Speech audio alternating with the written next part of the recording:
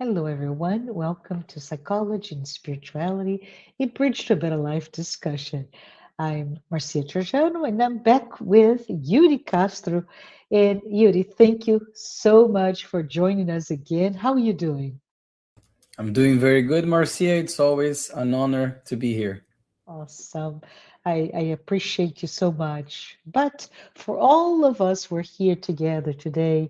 The plan is for us, Yuri, to perhaps enter, metaphorically speaking, of course, what I consider this sacred space, a space that many people actually, and I'm talking about young and old, it doesn't matter, it's not age related, but many people are navigating in silence, which is that space of grief.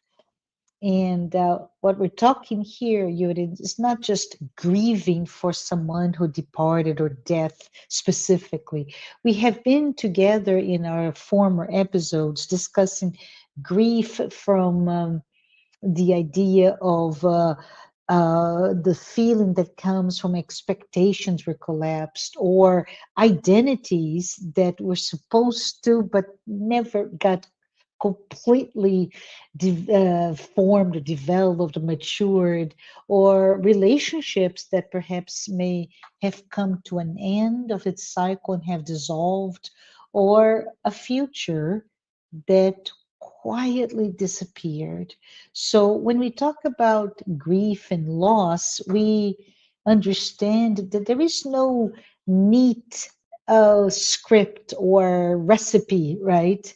Those are emotions that we go through, yet we know that there perhaps, and you, I'd love to hear your opinions on that, but there are perhaps some recognizable, maybe questions or reactions or even patterns of behavior that show up across different types of loss, right? Again, the death of a loved one, the end of a career, changes in our health, or even our sense of identity.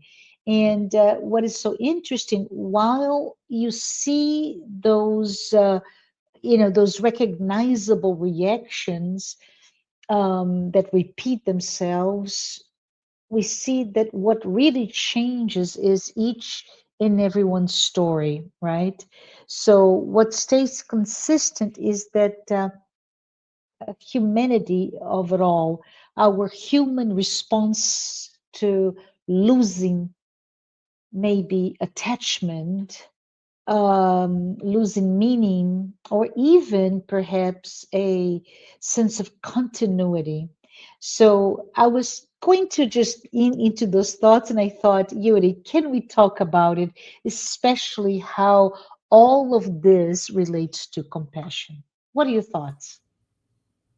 Absolutely, Marcia. Thank you for this great introduction. And I think you already touched on quite a few topics there to talk about grief and loss. And like you said, compassion as well, because this is one of the themes of our episode today.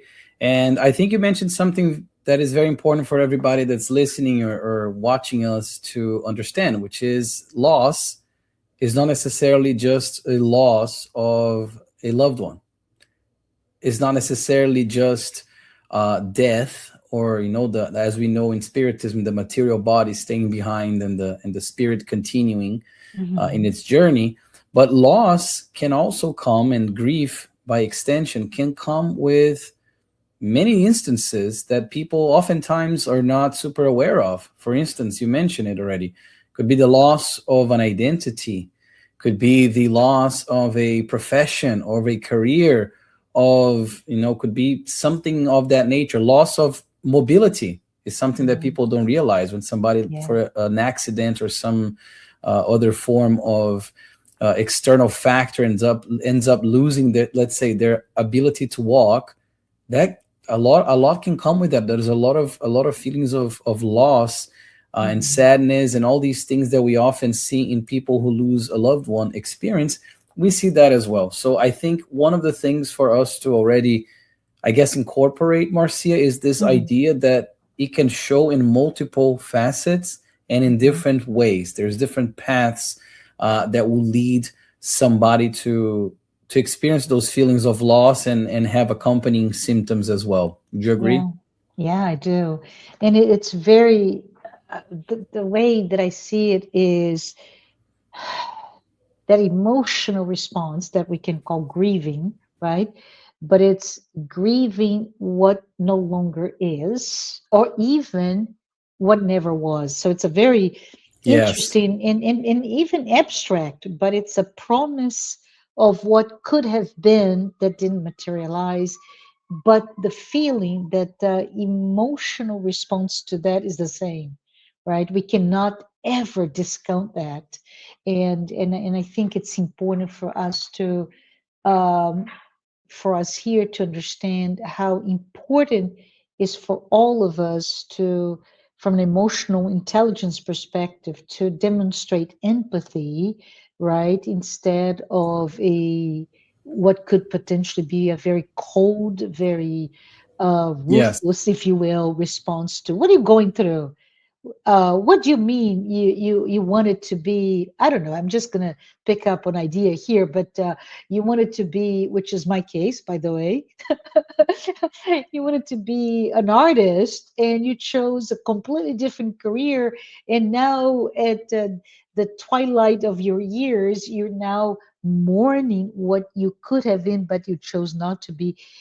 And it's silly for some, but it may be very real for others. So it's the question of how can we empathize, how can we support, how can we understand in us and others that very abstract feeling of grief.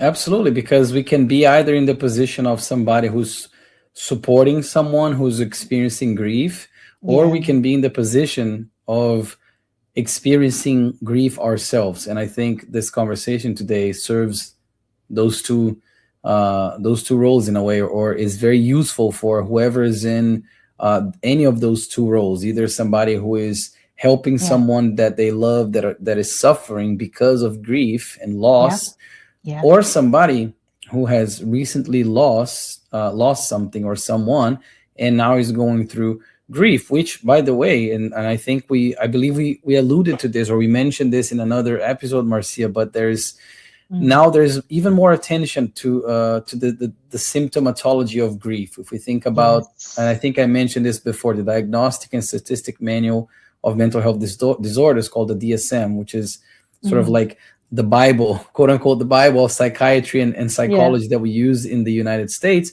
Now, and I mean now in its last iteration, DSM-5 TR in 2022, now has a disorder called prolonged grief disorder. Up until then, it didn't. So mhm, now we have psychiatry and clinical psychology sort of coming together and saying, look, there's something here that we need to address and we need to label, so people can have more resources, people can understand it better, and people can get more help from professionals, from religion, from all these things that necessarily, So I think that's something that we mentioned before, but I wanted to, if we did, I'm sorry, whoever's listening to this one in a row, but I wanted to re-emphasize that, because it goes to show how this is very, very current, and it's very, very important, to the point where, like I said, even something that relates to psychology and psychiatry, not necessarily spirituality, is also incorporating yes. more treatment and more ways to diagnose that. Yeah, and diagnose, we know it's there is a very functional aspect to diagnosis, right? It means Yeah, nothing if you don't pursue beyond the diagnosis treatment. But I think you highlight something quite interesting that in the medical profession, the mental health professional field, it is now recognized. So now we know that if things get to a point that is impairing me or you, let's understand that it has already been recognized, and there are many resources, as you mentioned, religious or spiritual or therapeutical types of resources are there. So I think it's important to tell everyone, if you are going through it, seek help. right? If you believe that you need, please seek help. It's not something that you can just brush it aside in all aspects of Yes. grieving. Yeah, yeah. Absolutely. And if I think about it too, like the symptoms, because in the DSM-5, to be more clinical here, it talks Mm-hmm. more about the symptomatology referring to the loss of someone. So the Mm-hmm. loss of somebody who is very dear to the person. So let's say grief because of the death of Yeah. someone. And there's this disturbance that is called that occurs because of the symptoms that the person is experiencing that causes severe impact and disruption in multiple areas of functioning. Could be social, academic, professional, you name it. But there are Mm-hmm. all these symptoms like identity disruption, these intrusive thoughts about the death of the loved one, Yeah. difficulty reintegrating into life and into even society. Sometimes there's a marked disbelief about the death, like it didn't happen, so they have Mm-hmm. a hard time accepting it and moving on. All Mm-hmm. these things that are so hindering and so impactful in someone's life, specifically this one about the death of the loved one. But Yeah. I think we're already sort of like painting this picture of how this can grief can come in these multiple forms, loss can come in Yes. multiple forms, Yeah. and it can truly have a severe impact in somebody's life. Mm-hmm. And I Yeah. think that's why I say I think it's important that we talk about that.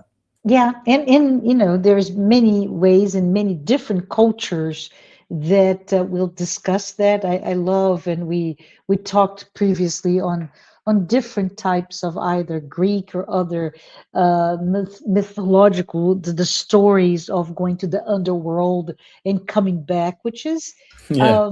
symbolic at a minimum, but brings us to the idea that in those types of myths or stories, the idea of going to the darkness, right? It's this descent. There's always this idea of going to the underworld. It's a descent to that area, and that is really interesting, right, Yuri? Because I think when we talk about grief and loss, it's very real from an emotional perspective.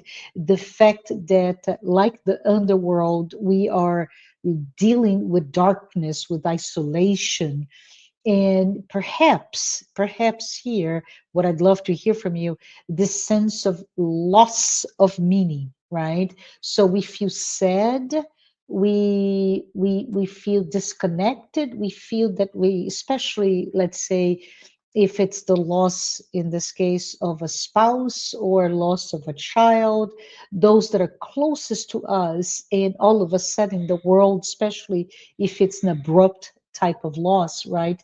The world is has this a sense of it has ended, and I no longer can function. And it's really, again, if you go continue with those mythological imagery of going downwards and exploring a new, perhaps psychological reality of this different world. And how do we, in those myths, we come back, right? The whoever that may be comes back, and comes back no longer with the same view of the world. So I wanted us to maybe talk a little bit Yeah. about it beyond grieving, right? What happens to us? Is there, Yuri, perhaps, and you may have some professional experience or some thought processes on this, but when we lose something, again, a person, a loved one, or a role. And we could talk about, oh, I used to be a student, now I am a professional, or I used to have a partner, now I am divorced, or I used to be a child and I'm now a young adult. And those losses, whatever they may be, of my identity, connected perhaps with the loss of my own expectation, what I would like to have become, uh, leads to perhaps the loss, a beautiful loss, by the way, the loss of the illusion of control of something. So that grief that we go Uh-huh. through may be acceptance that no, I do not control the world, myself, and outside of me.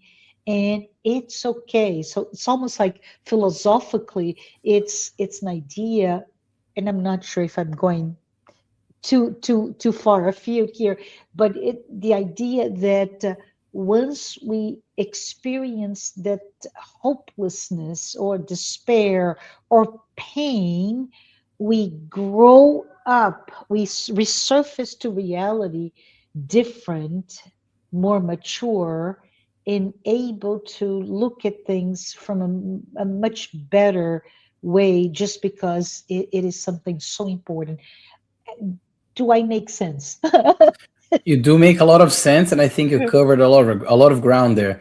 And uh, so I want to mention a few things, which is, sure. I think it's great. What you mentioned is actually great because one, the mythology piece. If we think about these things, going into the underworld, these Yeah. mythological like expressions are oftentimes things that the people at the time, the spirits at the time, they had this idea, but they couldn't necessarily transform it into words to convey exactly what it was. So it's interesting Hmm. how a lot of the times these like fiction or mythological aspects of our cultures, and I say Yeah. cultures with in plural, they are nothing but a reflection of things that actually happen, and it's a way for us to express, or it was a way for us to express things we couldn't necessarily put into words, or we couldn't necessarily explain very well. Hmm. Grief is one of those, and I think you're spot on, Marcia, with your analogy of going into this, this hole, this like underworld, this depths of sometimes suffering, of Yeah. loneliness, all these things that can come with grief. Not for nothing, if you think of somebody who is grieving, you may think, oh, they look depressed. Yeah. Grief, prolonged grief disorder, is Yeah. under trauma and stressor related disorders. It's not under depressive disorders in the DSM, because it's a traumatic experience to the person experiencing that loss. And that's very interesting, because with Yeah. trauma comes so many different things for us to sort of like unpack and explore. But I think first and foremost, the mythological piece, or this idea of going to the underworld when we're experiencing grief, and then being sort of coming out of that and Yeah. being in quote unquote, I'm going to put in quotation here for those who are listening, quotation Care- mark, Careful for you. I think being reborn again, in a Yes. way, Yeah. like Yeah. emerging from the depths of darkness and being reborn again, quotation mark to the reborn piece here, reborn again. And I think you already mentioned a piece that I think is crucial in Hmm. this jigsaw puzzle of being quote unquote reborn, or emerging from that grief, which is the acceptance piece that comes with, I can't control everything. The depths that we face a lot of the times, these symptomatology that I mentioned, a Yeah. lot of the times is very, very tied to this idea of the loss of control, the sense that I don't have control. I And it's wish I okay, did. right? It's because it's an illusion. And Yes. when we have to face, regardless of how we're facing it, but we can no longer lie about our crazy idea, if you will, that we can control, right? Control ourselves, control emotions, but control the world. Yeah. Moving on passes through acceptance, and passes through resignation, passes to this idea that I don't control everything. I can't control everything. If a loved one that from my life dies, Yeah, one of the things is like, oh, but I tried so best to give it all the care that I could. I gave everything. I tried to yeah, control yeah, everything in the aspect. Let's say if it's somebody that's like an older person.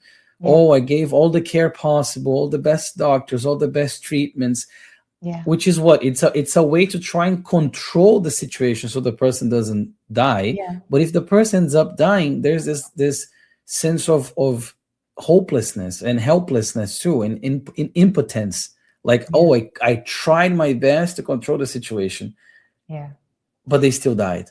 yeah. So I think that can brings us all the way down to the underworld. Would you Yeah. agree? Yes, and there's so many examples of that. I tried my best, and we can say, on one hand, is to take care of the elderly with everything. Could be about ourselves. I exercised, I slept, I took Yeah. my vitamins, I took my medication, I did it all, and poof, here I am with this disability or this illness, etc. Or we can talk about, let's say, um, a relationship that you gave your all. Yes. You silenced during times of conflict because you wanted to, and this is of course a false way of dealing with a relationship, by the way. But I wanted to have a harmony in the home prevail so much that I silenced everything, and it did not matter. It ended anyway. So that's this agony that comes within us. But in the end, it may be a good thing to break away, to dismantle this illusion that we could. And when we cannot, what is interesting is that we become perhaps more authentic, right? Yeah, and this idea that, oh, I should have done more, or I should not have done this or that. When you're Yeah, talking about relationship, yeah, that is very common. So you mentioned, oh, the divorce, for instance, and the big piece with grief here, and I was mentioning this, when we are able to break this idea that we can't control everything, no matter how much money we have, how intelligent we are, how mhm, influential we are, how proficient we are, doesn't matter. We can't control everything. Period. But with grief, a lot of the times, once we understand, and we're in the depths of the underworld. I want to use the yeah, same analogy because I like that, yeah, and I understand. Okay, now I am understanding that I can't control everything, so I'm gonna accept that a lot of this is out of my hands. Then the next step is, what now? yeah, What comes next? yeah, And I think that is also where a lot of people in the process of loss can get stuck. So their grief is not transformed yet, in a way, because yeah, they have a hard time seeing or a hard time executing, once they plan, the next step. Okay, I lost my child. What next? yeah, Now I lost my yeah, partner. What next? And like getting rid of the guilt of like, oh, but I'm going to, let's say my partner passes. yeah, Oh, but I'm going to move on without her. Like, how can I, how can I do that to her? What next? Like this idea of moving on, accepting and being resigned. Oh, my father died. What next? Moving, being able to move on with the life, with our lives. I think this yeah, is a lot of the times the next step, and a lot of yeah. people get stuck in that. And you reference I love her work, Elizabeth Kubler-Ross, right? The Yeah. stages, and the stages number one that she brought and has become since the late 60s to now, so it's quite accepted, the curve of losses. Um, and it's interesting because it has been adapted by so many different lenses that it's truly universal. When we lose something, when we go through a change, a transformation from one state to the next, you go through the same, right? It's like a curve that goes like, actually goes like this, right? And um, but what's so interesting is many of us, and this is our, again, perhaps our need to control or to expect, to repeat, make the process repeatable. We may think, okay, it's no longer linear, right? It's a curve, first thought. But then we want to say, but the curve means that I go from this stage to this stage to this stage. And if I am here, that means I'm getting better. And it may take 3 days. So for each stage. And no, the answer is no. Because the curve means that not only that, yes, it's a curve, but each person has a different duration in each stage. And sorry to disappoint a lot of us, you can go back or you repeat it again and again, right? I was going. It's that's an important distinction to mention, and I'm glad you Yeah, brought it up, because what research shows, because this is a yeah, little, this model is a bit like a decades old, like you mentioned. Yeah, It's great. yeah, But what yeah, research has shown is that it's not necessarily just 1, 2, 3, 4, 5 linear and it always yeah, goes that way. No, you can yeah, go back and forth and stay longer in this one, but now you move on, now you come back. So that's more reality. But yeah, it's so great that she brought this idea of stages and this idea of these different, let's say, faces of grief. Let's yeah, say yeah, somebody may become angry where the person next to you is depressed, the other one is trying to bargain. It's three different people going through the same loss of the loved one, let's say, yeah, and they're all going through different yeah, stages. So you can go back and forth, but this, I think she shed some light and she started to name emotions that are associated almost universally in a way, yeah, uh, quote unquote universally, with grief and loss. And yeah, that has a lot of value indeed when we're talking about transforming grief, which is the topic of yeah. this conversation. And before we move on, I just want to say what I find it interesting, as you said, the new research is giving additional complexity to the model, right? So model good, but there's more to understand of the humanity of it all. But what's so interesting, and I love that you brought the example of, let's say, three people. Let's pretend three siblings mourning the loss of their mother, right? And each one will react differently at different times.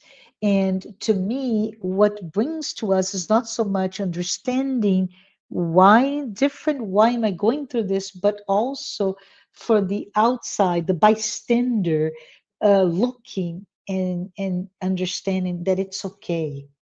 It's okay that sibling one is angry and sibling two is depressed and sibling three is bargaining, right?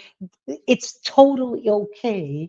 And so when we start to recognize in different types of reaction, but the normality of it all, that it's okay, it's actually expected that we all go through Yes, those changes, right? it is expected, and it's like Mhm. one of those things that helps shed light, because otherwise, Mhm. let's say if I'm the one that's feeling angry and everybody else is depressed, I may wrongly think, oh my god, I'm still in the second stage, everybody else already like ahead in the fourth, like Yeah, it doesn't work like that. So we need to get yeah, rid of that guilt and the comparison, yes, undo yes, comparison actually, yes, with people going through different stages. Oh, like I still yeah, feel very sad, my siblings already, they're yeah, smiling and laughing again, and I feel guilty. Am I weaker? Like that. This is, it's very much a myth that we're trying to break with shedding light into like psychology, spirituality, and bring information to people. yeah. So just as we pivot in a little bit on what happens when we come back from Yeah. the depth of our despair, hopelessness, our grief, that just to recap symbolically, right? Grief really is all about the death.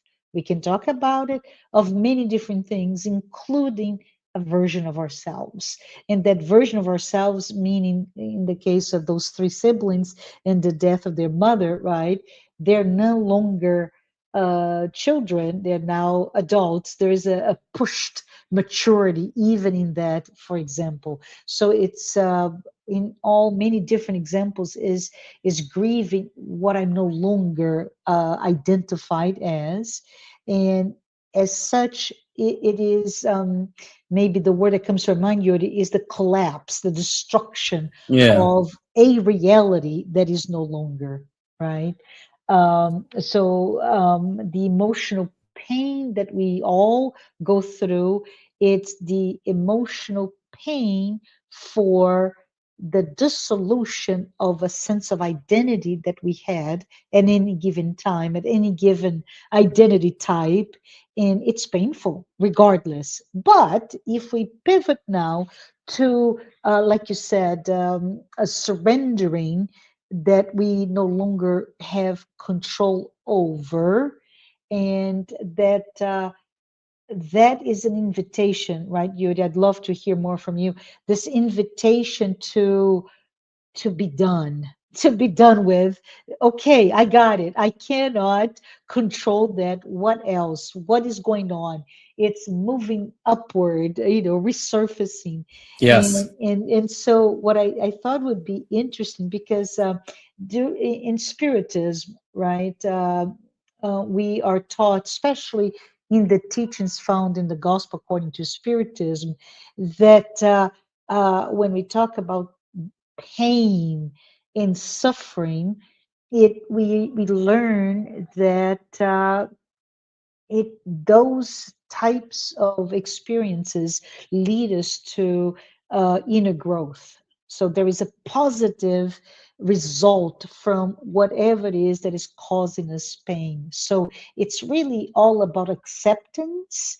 But when we accept, we are no longer the same, meaning there's an element of transformation. So maybe what we could talk about is, what does it look like when we start to see that transformation, right?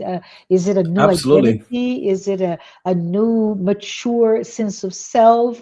Is it a new relationship with life? What is it, Yuri? I'd say option D, all of the above could be could be possible. Yes, yes. There's two steps in this that I think it's important to highlight, and I actually have something that just came to my mind that Uh-huh. since we're talking about grief and trauma, when you mentioned in this collapse, if we think about the dismantling of Yeah, a part of ourselves in a way, and we're trying to like put ourselves back together, quote unquote, which is an expression we use in English, right? yeah, Put ourselves like get ourselves pick ourselves back up, right? I'm gonna pick yeah, myself back up. And then I said about the what next, this picking ourselves back up or putting ourselves back together.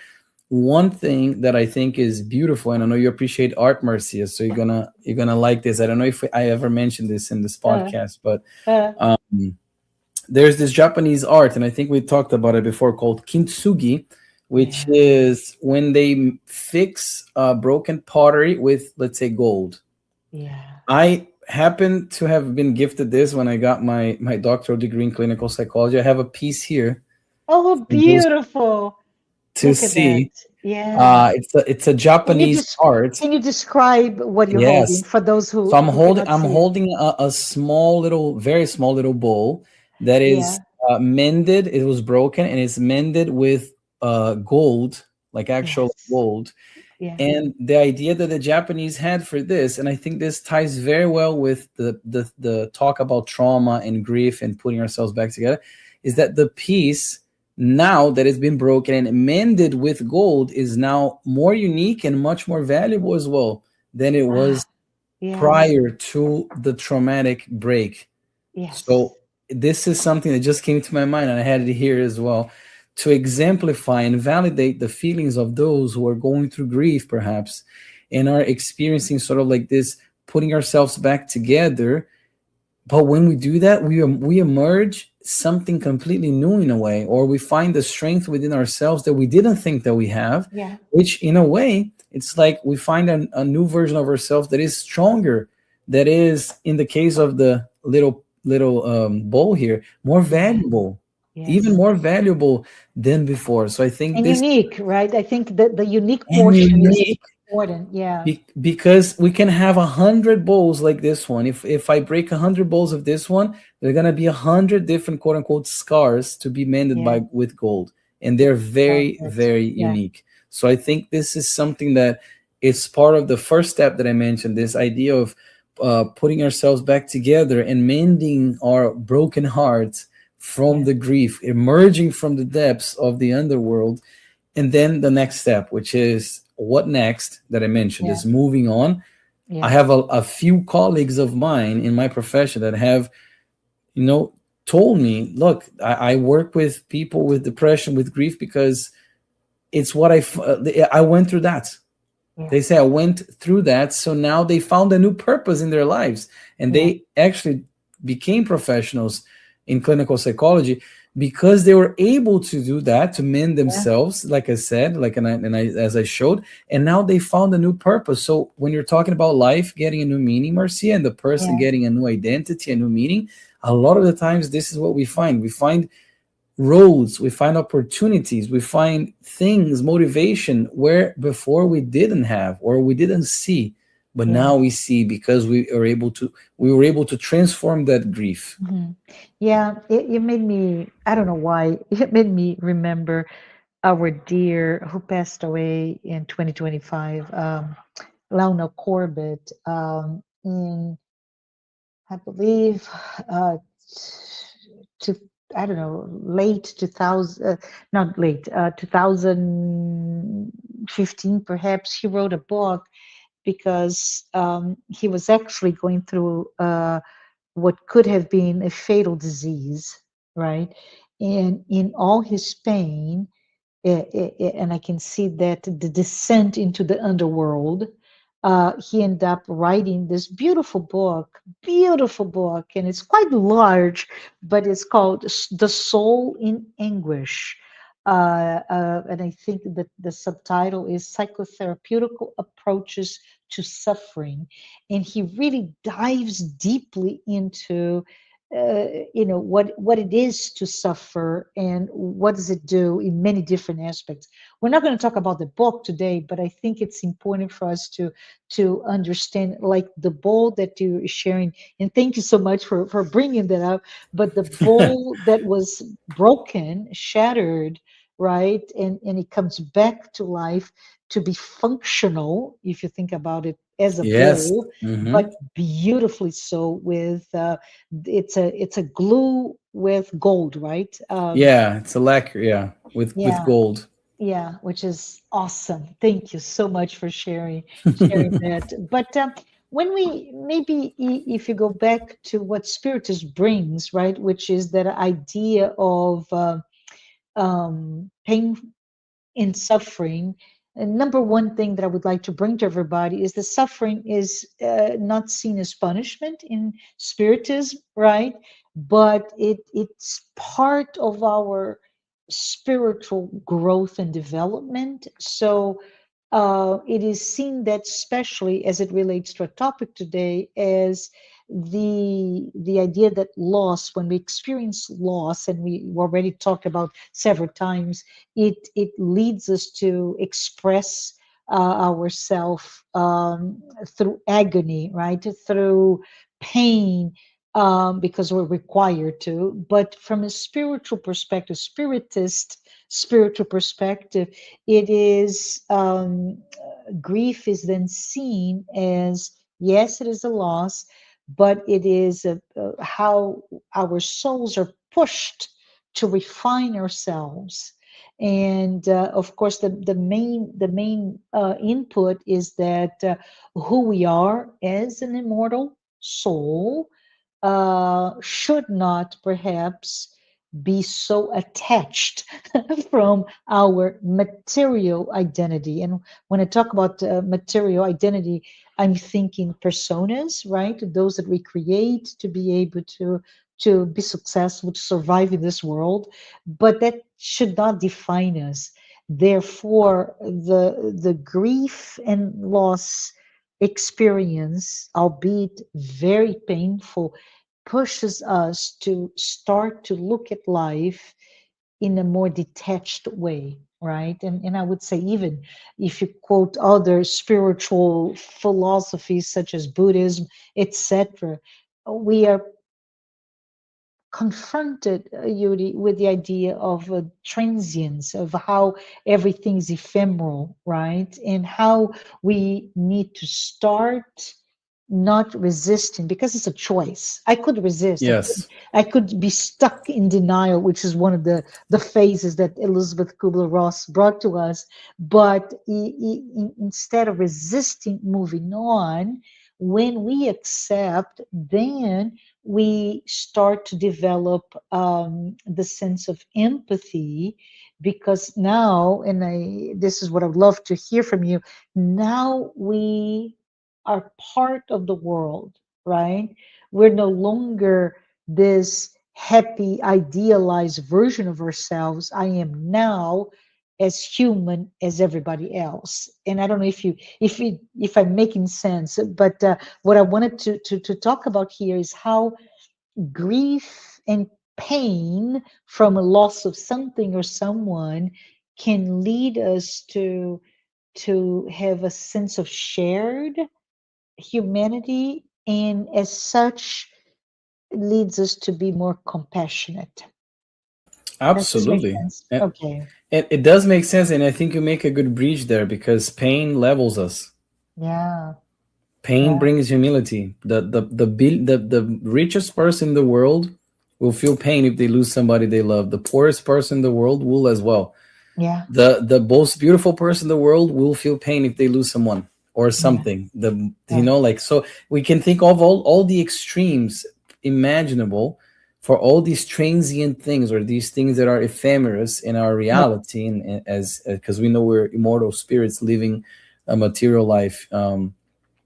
Everything kind of levels us, and the pain that when we think of compassion, even the word no compassion or Yeah. um compassio or compati, right, Yeah. from the Latin to suffer with. So if you think of compassion, it's like you're suffering with the person, you're bringing this humanity, this sense Yeah. of empathy to suffer Yes. with the person that's grieving. You emerge from your own grief, and you're more able to understand how they feel, and you Yeah. feel more human, and you can see their humanity when they're suffering as well.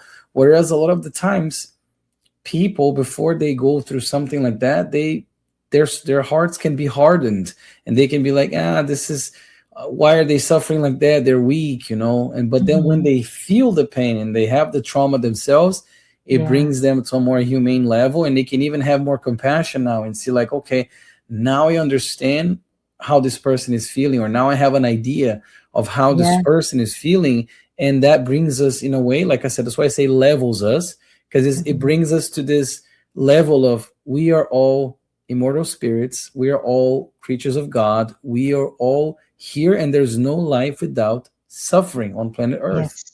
Yeah. And I would say even, right, it's the moment in time when we're facing loss that we move away from now that cognitive empathy, right? Something that is my imagination. I believe I know how you feel, right? Let me try to understand your pain into I recognize your pain. And it doesn't mean that I know your pain, but I recognize within me what you're going through. So compassion, as you mentioned, so no longer an abstract Yeah, signal that I'm able to see, but it's really I recognize deeply within me, and with that, my compassion grows. Right.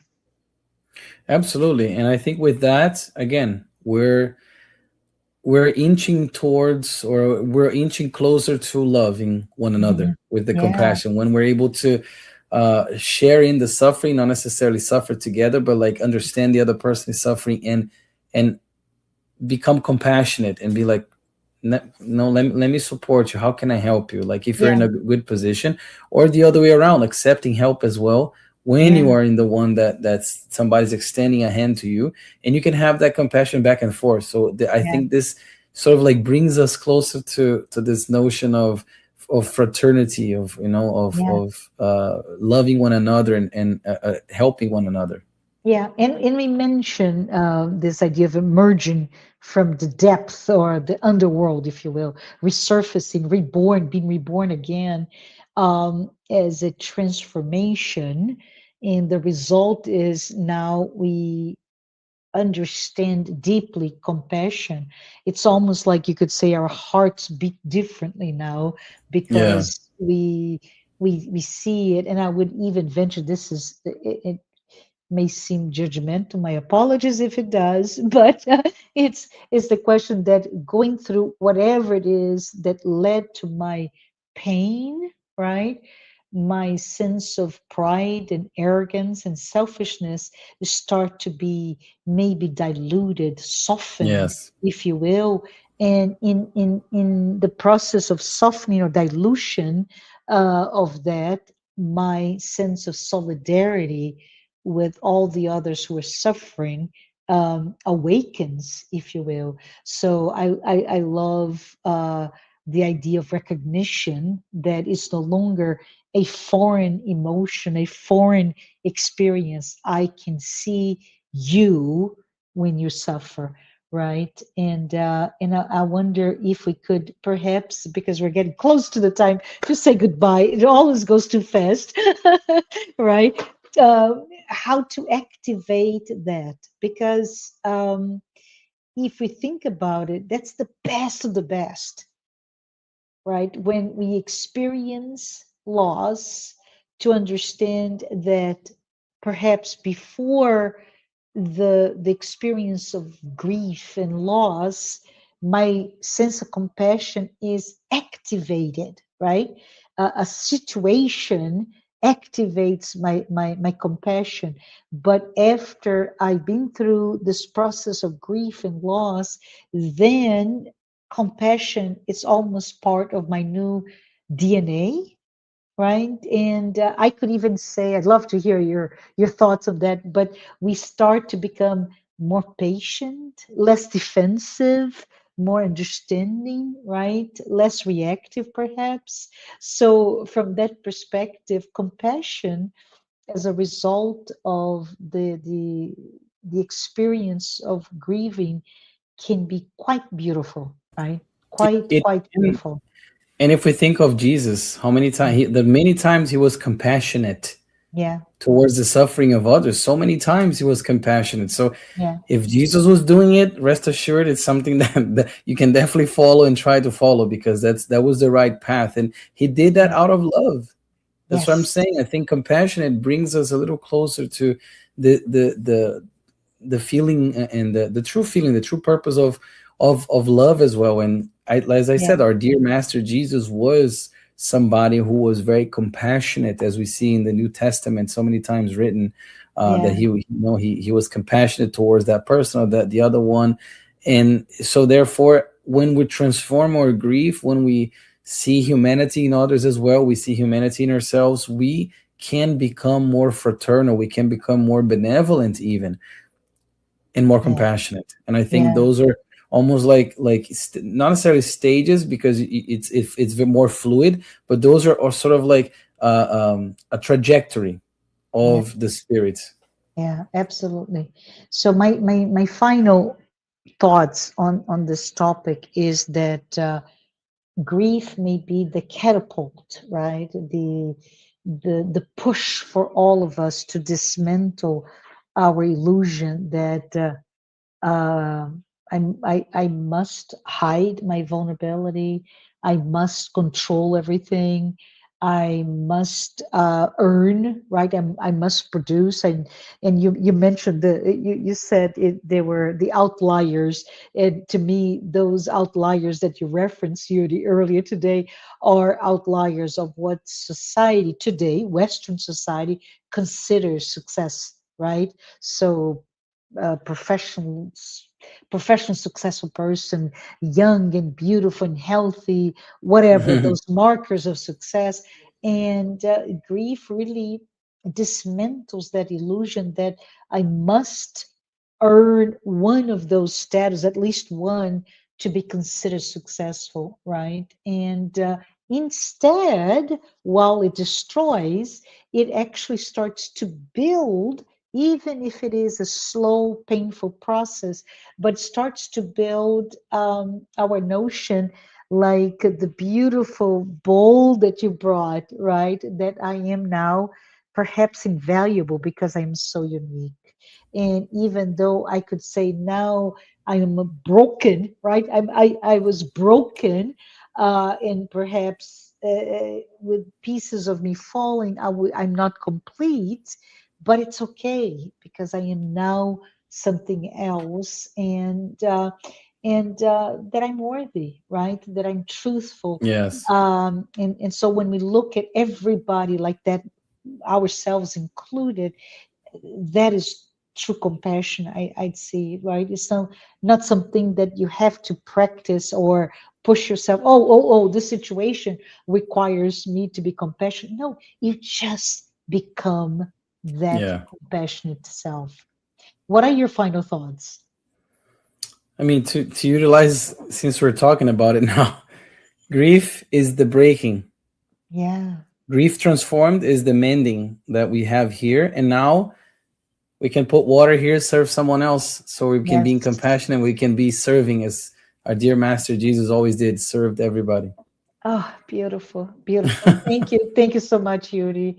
And I would say if this episode resonated with you, please share with someone who may be, even if not outwardly speaking about, but maybe silently carrying their own grief. Let's all remember, even if we were broken, we are not broken, right? We are becoming something much more precious with that, what is happening to us. Thank you, everyone, for being here. And I want to say thank you, Yuri. It's such a pleasure to have you with us. And I want to also thank our sponsors, Mansão do Caminho, the United States Spirits Federation, the International Spiritist Council, and AMI Brazil. And for all of you, hope to see you next week. So long, everyone. Thank you. See you guys next time.